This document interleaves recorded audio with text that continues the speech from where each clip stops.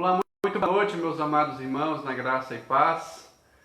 Seguindo a nossa série sobre as 7 palavras da cruz, hoje eu quero meditar com vocês em um texto que se encontra em Lucas, capítulo de número 23, do verso 39 ao 42. Lucas 23, 39 ao 42. O texto diz assim: um dos malfeitores crucificados blasfemava contra ele, dizendo: não és tu o Cristo? Salva-te a ti mesmo e a nós também. Respondeu-lhe, porém, o outro, repreendendo-o, dizendo: nem ao menos temes a Deus, estando sob igual sentença? Nós, na verdade, com justiça,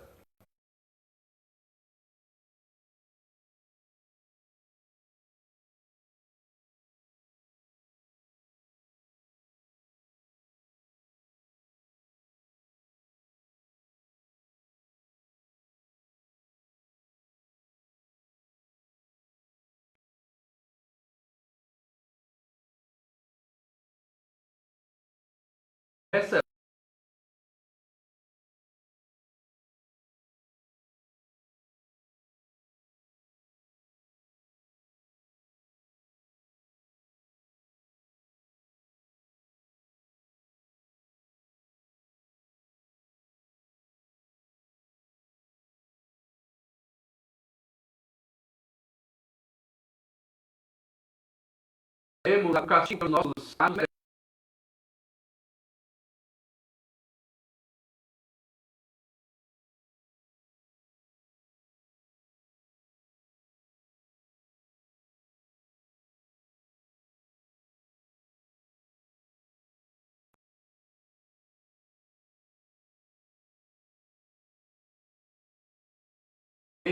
A mensagem do Senhor está vindo ao mundo e cada vez mais está próximo de nós. Nós não sabemos o desdobramento desta pandemia, o que pode acontecer ao ponto de afetar a nossa própria vida. Mas de uma coisa nós sabemos: Deus é soberano. Deus é soberano. Isso significa que em sua soberania Ele tem o controle de todas as coisas, de forma que nada que acontece no mundo sai do controle absoluto de Deus. O nosso Deus, ele tem controle sobre a vida particular de cada pessoa. Ele tem controle sobre a salvação do homem. Neste texto nós podemos ver de maneira muito clara a soberania de Deus na salvação do homem. De acordo com este texto, meus irmãos, nós podemos ter uma visão clara, uma representação vivida e concreta sobre a resposta daqueles que creem e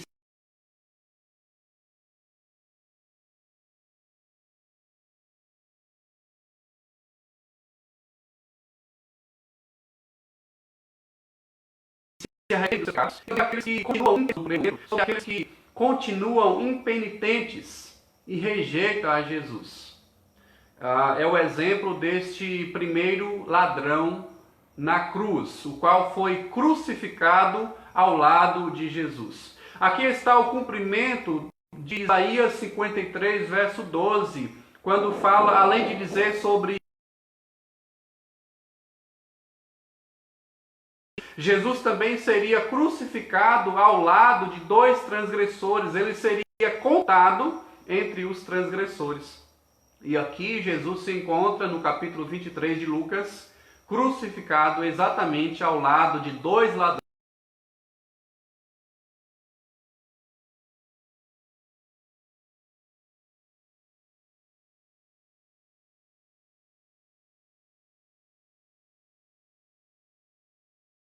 Ou seja, sem se arrepender e rejeitam a Jesus, elas não creem que Jesus é o Cristo. Observe que aqui este ladrão blasfema contra Jesus. Blasfemar é o mesmo que insultar, proferir um insulto, um pecado a Jesus, contra Jesus, no sentido de não reconhecer a sua divindade. Da mesma forma que os principais sacerdotes, da mesma forma que os sacerdotes, que os soldados, este ladrão na cruz, como um papa, então repetindo as mesmas palavras: se és tu o Cristo, salva-te a ti mesmo e a nós também. Era uma blasfêmia contra Jesus.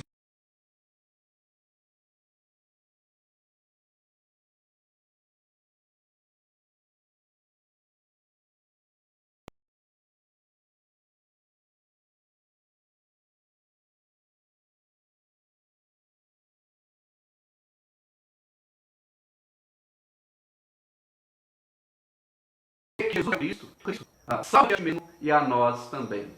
Na mentalidade deste ladrão, a salvação aconteceria no momento em que Jesus descesse da cruz e também descesse eles daquela cruz. Mas não é bem assim que acontece a salvação.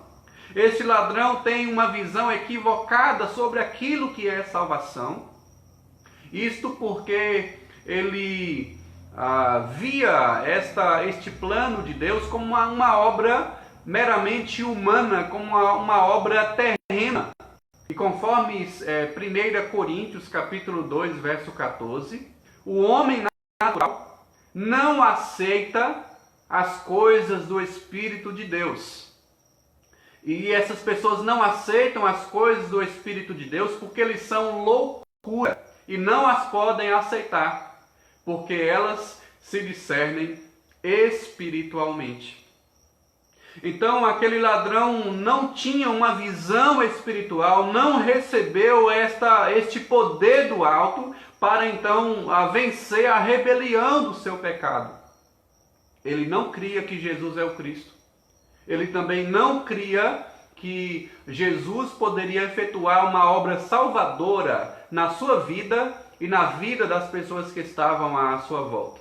Ele segue o mesmo pensamento, o mesmo insulto, a mesma blasfêmia dos sacerdotes, dos soldados e também das pessoas que estavam passando por aquela região. Diz a Bíblia em Marcos capítulo 15, a partir do verso 29, que as pessoas ao passarem por aquela região, elas olhavam para a cruz, vendo Jesus pendurado juntamente com aqueles dois. Aquelas pessoas diziam: desça da cruz, salve-te a ti mesmo, e descendo da cruz. Os principais sacerdotes também diziam: ele salvou os outros, a si mesmo se salva, desça da cruz para que vejamos e creiamos. E de igual forma, este ladrão estava insultando a Jesus, blasfemando contra ele, dizendo: não és tu o Cristo? Salve-te a ti mesmo e a nós também. Esse ladrão não pôde aceitar, ele não aceitou as coisas espirituais porque ele era loucura. Ele não entendia como que alguém que estivesse ali pregado numa cruz seria capaz de perdoar os seus pecados, de salvar espiritualmente falando. E ele não poderia aceitar isso. E aceitar, de acordo com 1 Coríntios 2,14, é o mesmo que nós recebermos a palavra de maneira acolhedora. Ele não aceitou esta palavra. Ele não creu que Jesus é o Cristo, não creu que Jesus era o Salvador do mundo. Por outro lado, o outro ladrão, que estava do outro lado de Jesus, o repreendeu dizendo: não temes a Deus, mesmo estando debaixo ou sob igual sentença? Nós estamos aqui pagando um preço pelos nossos próprios pecados, mas este nenhum mal fez. Quem que imaginaria, meus amados irmãos, que em meio a um coral malfeitor haveria uma voz destonante dizendo: este nenhum mal fez? Enquanto as pessoas estavam insultando, estavam acusando a Jesus, uma pessoa, o segundo ladrão da cruz, dizia: ele não fez nada. Enquanto a multidão silenciava em seus pecados, aquele ladrão viu em Jesus algo que poderia trazer solução para o seu problema. Isso porque ele acreditou, ele se arrependeu dos seus pecados e creu em Jesus como Senhor e Salvador. As pessoas que se arrependem dos seus pecados, elas recebem algo especial, recebem um presente especial. Este presente fornece poder, fornece a bênção da vida eterna. Este segundo ladrão, após repreender o seu colega crucificado, ele então diz: Jesus, lembra-te de mim quando vieres, ou seja, quando estiveres no seu reino. Nós podemos crer, como diz a palavra de Deus, que havia uma mensagem evangelística acima da cabeça de Jesus. Esta mensagem evangelística foi escrita por Pilatos.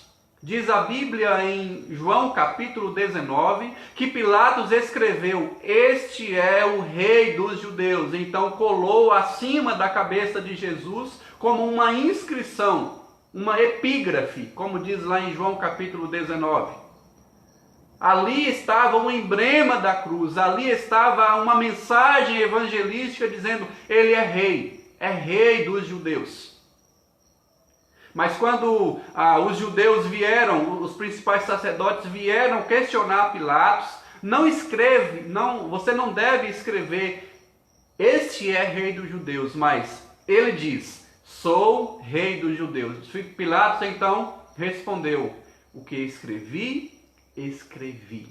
Olha, meus amados irmãos, a soberania de Deus ao controlar a mão de Pilatos, escrevendo então aquela mensagem salvadora. Uma mensagem até então não crida. Como quem diz: quem creu naquela pregação?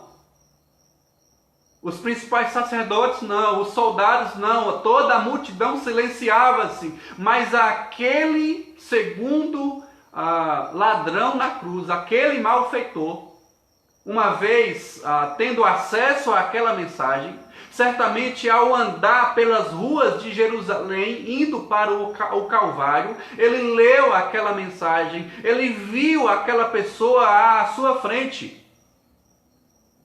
Isto porque a soberania de Deus age na salvação do homem. Nós só podemos crer na soberania de Deus, na salvação do homem, de acordo com este texto. Porque Deus esclarece para nós acerca desta verdade. E lá em João capítulo 19 diz: este é o rei dos judeus. Aquele ladrão creu naquela palavra. Humanamente falando, seria impossível alguém estando debaixo ou na mesma situação que o outro pedir ao outro salvação para si mesmo. Ele não poderia ter essa percepção a não ser de maneira salvadora, soberana da parte de Deus. Deus é quem age na sua vida. Deus é quem coloca fé em seu coração.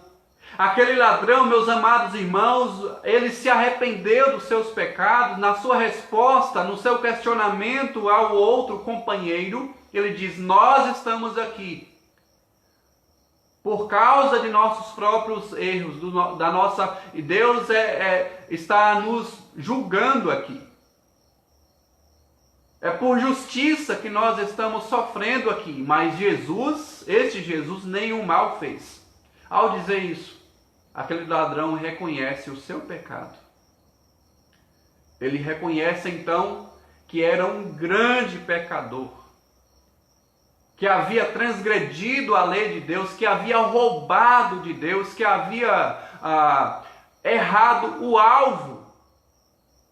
E durante toda a sua vida ele não teve esta percepção, talvez esta oportunidade. Durante toda esta vida ele não havia certamente tido em algum local, em algum ajuntamento com propósitos religiosos.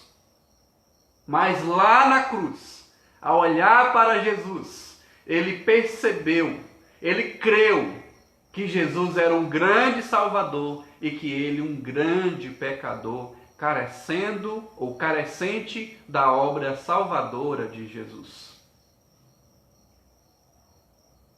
As pessoas que creem em Jesus, imediatamente elas precisam olhar para dentro de si e se arrepender dos seus pecados. Aquele ladrão fez isso. Ele olhou para a sua própria situação incapaz, ele se viu incapaz de vencer aquela situação. Mas ele cria que Jesus era rei, pois ele havia certamente visto, rei dos judeus. Em outras palavras, era como se ele dissesse para Jesus: Jesus, eu creio que embora tu estás aí sofrendo numa cruz, eu creio que tu irá vencer e irá tomar posse de um reino celestial, um reino que não é deste mundo.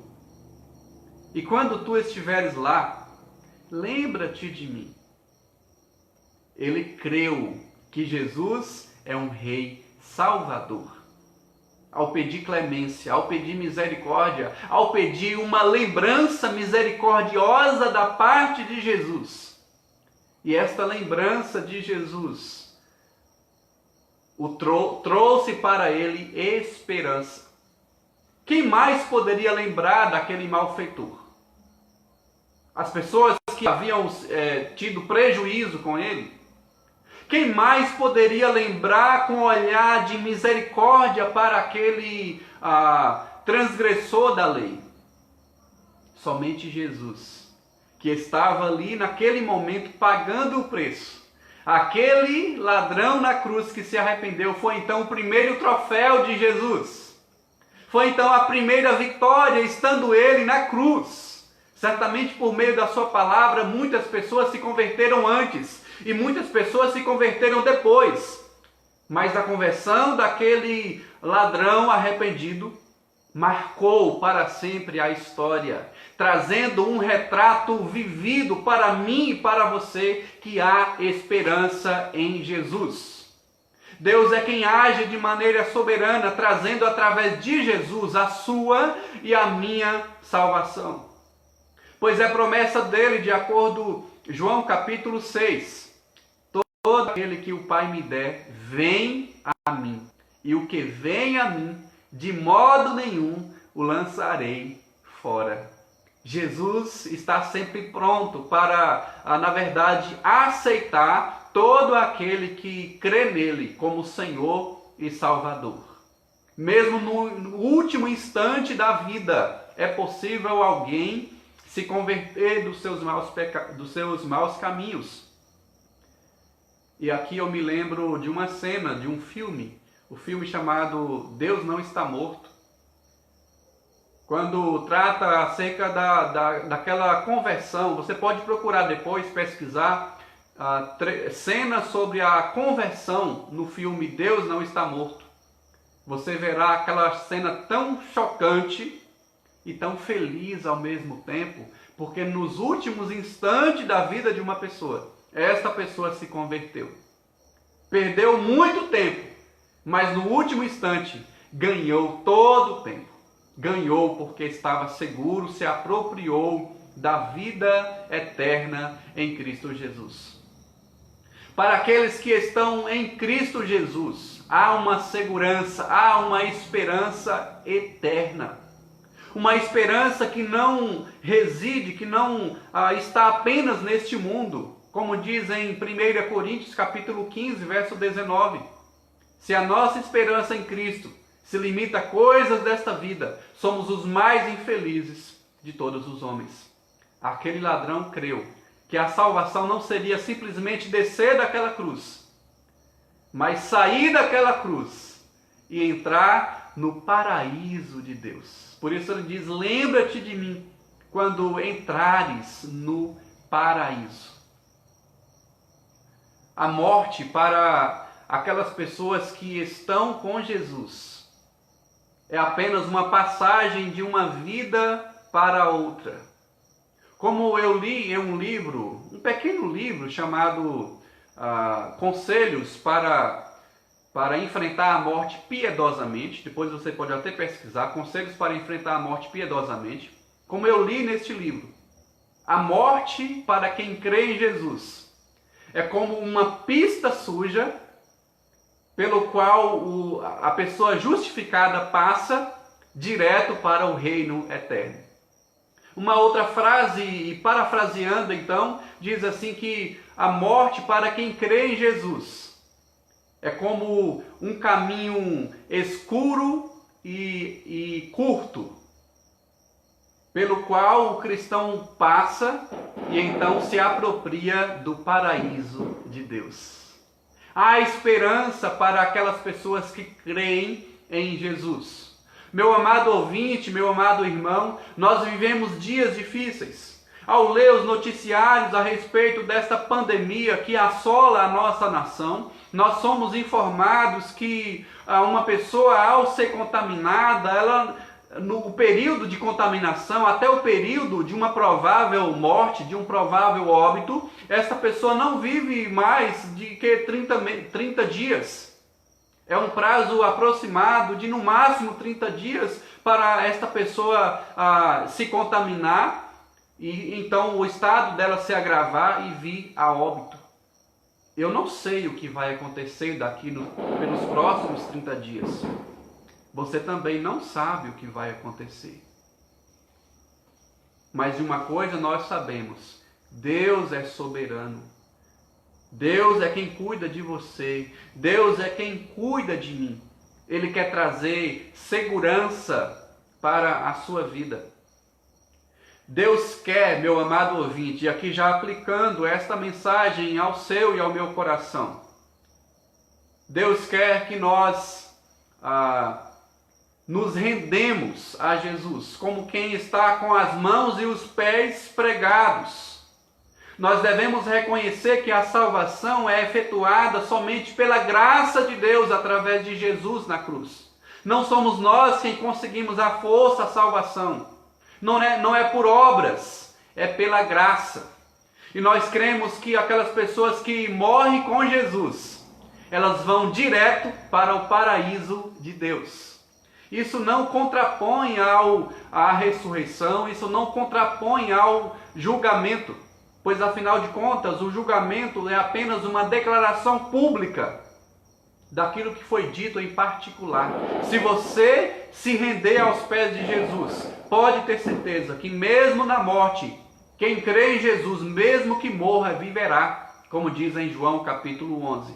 Então, se renda aos pés de Jesus. Uma outra aplicação também é que você e eu devemos considerar a possibilidade de prestar conta da nossa alma a Deus.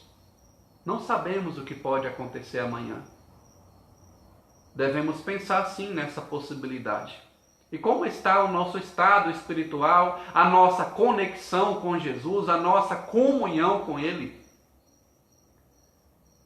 Nós devemos clamar por Jesus, como disse aquele ladrão arrependido. Senhor, lembra-te de mim quando entrares no teu reino. Jesus já lembrou de você, meu querido irmão, minha querida irmã. Jesus já lembrou de mim. Ele intercedeu por você e por mim naquela cruz. Jesus Cristo é o único que pode nos salvar. Ele é o caminho, a verdade, a vida. Não há outro a não ser Ele, não há outra esperança. a não ser Jesus. Então, e por último, a última aplicação. Deus quer também que você e eu possamos ver naquele ladrão arrependido um retrato vivido de nós mesmos. Nós também somos ladrões. Nós também roubamos o tempo que é de Deus. Nós recebemos tudo de bom da parte de Deus. O nosso corpo, recebemos o tempo, recebemos recursos. Nós recebemos tantas coisas da parte de Deus. Para quê? Para servir a nós mesmos? Para servir a Satanás, inimigo das nossas almas? Não. Então nós devemos olhar nós devemos ver naquele ladrão arrependido o retrato de nós mesmos. Devemos reconhecer que temos pecado, que temos roubado de Deus e assim clamar pelo auxílio, pela compaixão dele. Que Deus possa sim trabalhar em nossas vidas e sempre nós devemos olhar para a cruz. A cruz é a resposta para nossos questionamentos. A cruz é a resposta para nosso sofrimento. Foi na cruz que Cristo Jesus conquistou a vida eterna para nós. Que Deus te abençoe em nome de Jesus. Até a próxima ministração, se Deus permitir.